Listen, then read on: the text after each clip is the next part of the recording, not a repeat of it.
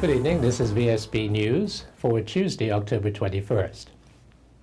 Belco's suggestion that it might reach out to the 1,500 customers who have been without power since Tropical Storm Faye struck 9 days ago has been met with opposition by some members of the community, according to the Belco spokesperson.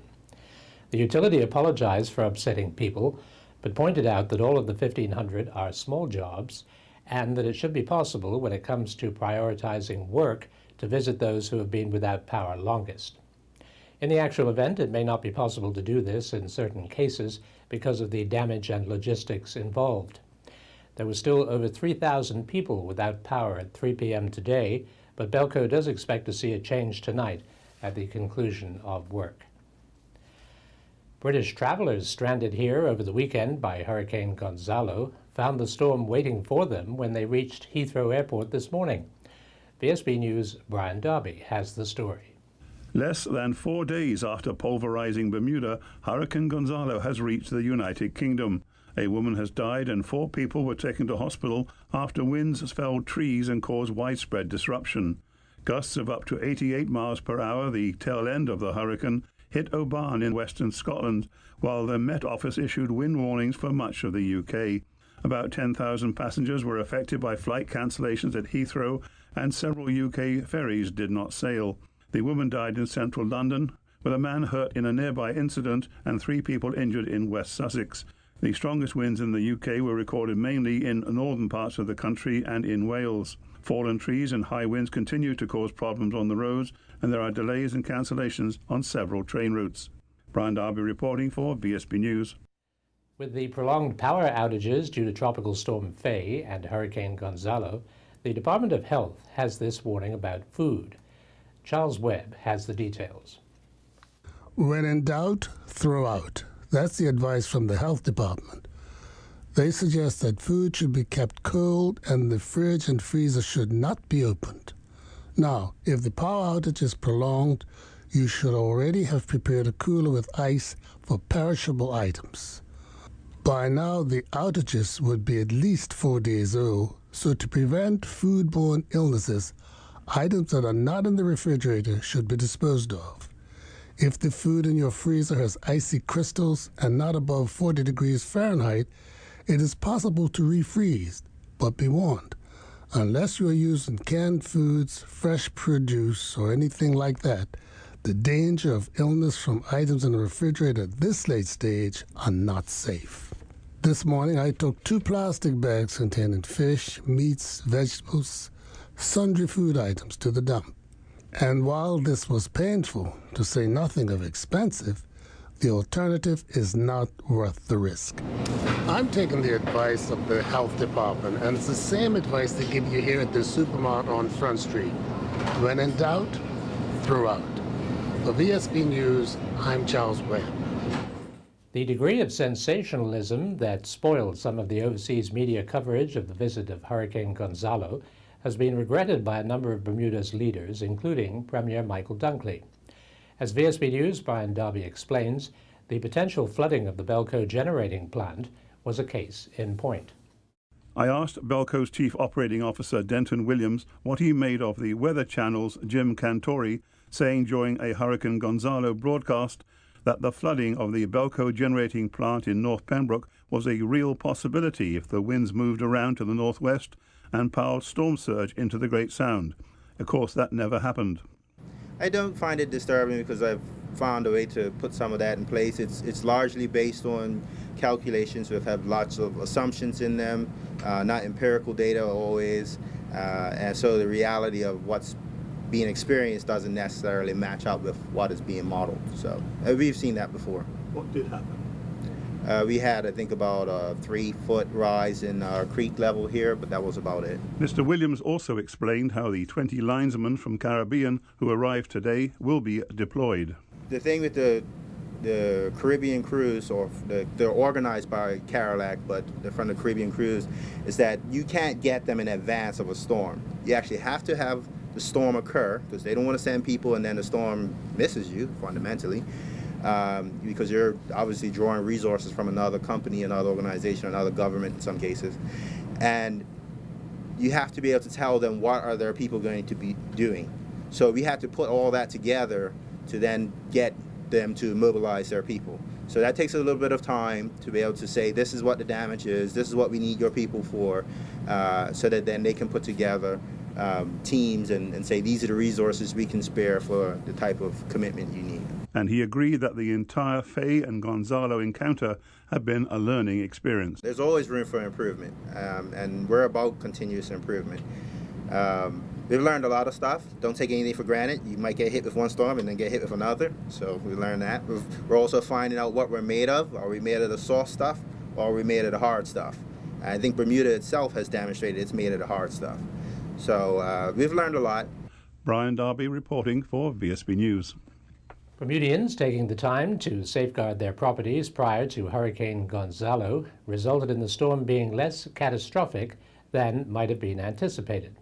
This is the view of Executive Vice President and General Manager of Friesenbrook Meyer, William Medeiros. I don't think there's any doubt that people took the impending arrival of Gonzalo really seriously. And this weekend, we were open Saturday, Sunday, and myself and Michael Friesenbrook literally drove from one end of the island to the other end of the island, and you could see very easily the precautions that people had taken to ensure there was no garden furniture outside. There were no cars left outside, not in their garages. Windows and doors were all boarded up properly.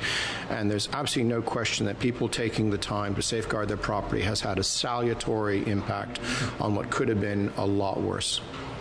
You only have to compare that to Faye, for example, where unfortunately we probably weren't quite as prepared for it, didn't prepare as well as we could have done, and what could have been effectively a tropical storm seems to have been a very significant event. I mean, we've had well over 200 claims on Faye, and while today's been incredibly busy on Monday, we're not to that number yet, and that's on Gonzalo. Mind you, having said that, I don't have any reason to believe that Gonzalo will be any less than Faye, but we're talking about a Category 2, Category 3 versus a tropical storm. If people do all the things that they know they're supposed to do, securing their property, securing their boats, securing their cars, it has a definite impact. Absolutely, we've seen it. Absolutely. What would you say would be the insurance company's biggest nightmare when there's a hurricane? I think the one thing we all want to do the same thing, which is we want to get as much information from our clients as quickly as possible, and we want to get out and see every single client as quickly as possible. We want to get estimates in as quickly as possible.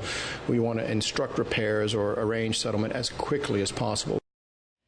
Mr. Medeiros says while all insurance institutions on the island are working hard to ensure client satisfaction, Bermudians can assist by being a little patient and exercise that typical Bermudian characteristic, politeness.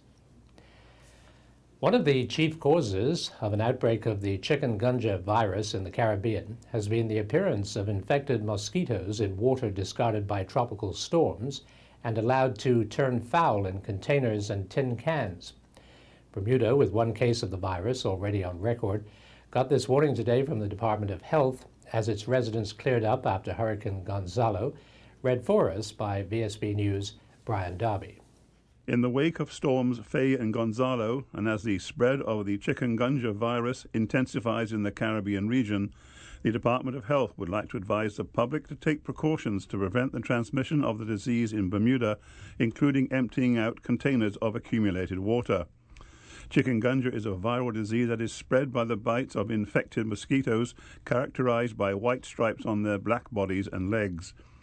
A mosquito can only pass the virus to a person if it has been bitten another person with the virus. The most common symptoms include fever and joint pains, often in the hands and feet. Symptoms usually begin 3 to 7 days after being bitten by an infected mosquito. Most patients feel better within a week, but the joint pain may persist for months in some people. There is no vaccine or medication to prevent chikungunya. However, there are measures that one can take to protect the family and prevent local transmissions of the disease in Bermuda. In particular, emptying any containers of standing water around the home or that may have collected water during last week's inclement weather. Buckets, plant pots, tires, plastic sheeting and other items should be checked and emptied. Otherwise, the water they are holding may act as breeding grounds for mosquitoes. If you need assistance in doing so or need your property assessed, call Vector Control at 278-5397. Likewise, if you are getting bitten by mosquitoes, call Vector Control. Brian Darby reporting for VSB News. Bermuda Olympic Tag Day is fast approaching, and Bermuda go down in their warm-up match in Dubai. Earl Baisden has more in this sports report. Bermuda's Olympic Association will be holding their annual Tag Day this coming Friday, October 24th. BOA President Judy Simons and BOA Tag Day Coordinator Veronica Edwards officially got things underway this morning when they attended Government House to tag Governor George Ferguson. The governor had a message for Bermuda. Supports the association.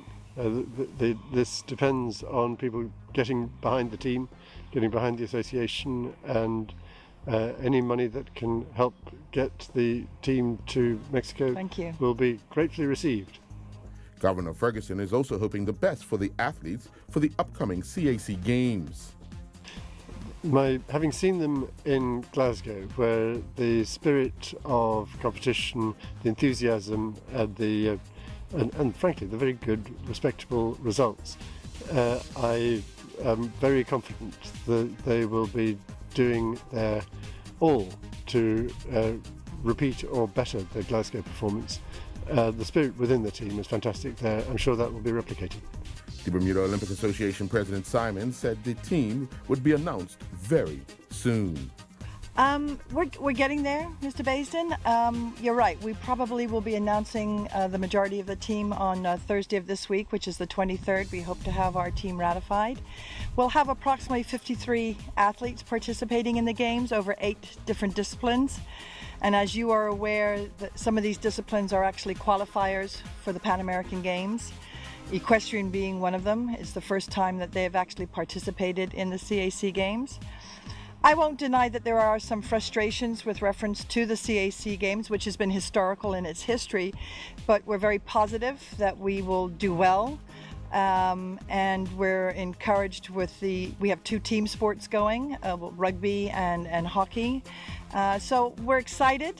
We have a lot of hard work still to do until the opening ceremonies, but I think everybody's looking forward to the participation, and as the governor says, we're looking forward to some good results. In their second warm-up match in Dubai in preparation for the World Cricket League Division III tournament in Malaysia, Bermuda went down by 7 wickets to the United Arab Emirates. United Arab Emirates won the toss and sent Bermuda to bat. Trey Manders scored 60 runs from 105 balls to lead Bermuda to a total of 252 all out in 49.2 overs. Kamal Levrock added 35, Malachi Jones scored 33, Alan Douglas Jr. chipped in with 30, and Lionel Cann scored 29. Fahad Al Hashem was the pick of the United Arab Emirates bowlers with figures of 10 overs, 2 maidens, 2 for 24. In reply, the United Arab Emirates scored 253 for 3 in 43.5 overs. Andre Bergat was their top scorer with 100 before retiring out. Karam Khan added 50. He retired out as well. Gennaro Tucker was the pick of the Bermuda bowlers. He had 10 overs, 1 maiden, 1 for 40. CC Woman continued competing in the Laser South American Championships in Peru. At the end of day 2, Woman found herself up 1 spot from her starting 31st place to 30th overall. Only 1 race was sailed on the day, with Woman finishing 22nd. She now has 110 points. Meanwhile, the Renaissance Re Junior Gold Cup is now in its 12th year and is known around the world as the International Championship for Junior Champions. The Opti Sailors will take to the Great Sound from October 23rd through to the 26th as they race up to 5 races a day. It's a tough schedule for these young sailors that concludes with a final race during a half-time break during the finals day of the Argo Group Gold Cup in the Hamilton Harbor. Ashley Yearwood and her Denison University women's swimming and diving teammates combined for a runner-up performance at the Kenyon Swim and Denison Diving Relays. Denison totaled 108 points, trailing first-place Kenyon College ladies by 20 points. Yearwood was part of the women's 200 medley relay team that finished second. They recorded a time of 1:47.96. Yearwood followed that up with another second-place swim in the women's 200-meter backstroke relay, clocking 1:47.99. Yearwood and her teammates were second in the women's 200-meter butterfly relay after touching the wall in a time of 1:46.35, and then they checked in at 1:38.20 during the women's 200-meter freestyle event. Meanwhile, Rebecca Heiliger and her University of Southern California women's swimming and diving teammates defeated Oregon State in a Pac-12 dual meet. Heiliger opened up with a first in the women's 200-yard medley relay, clocking a time of 1:45.33.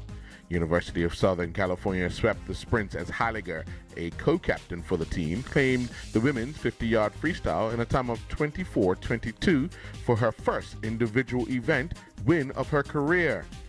Heiliger closed out the meet with a win during the women's 400-yard freestyle relay, touching the wall in a time of 3:32.24. I'm Earl Baisden reporting for VSB Sports. And that's the VSB News.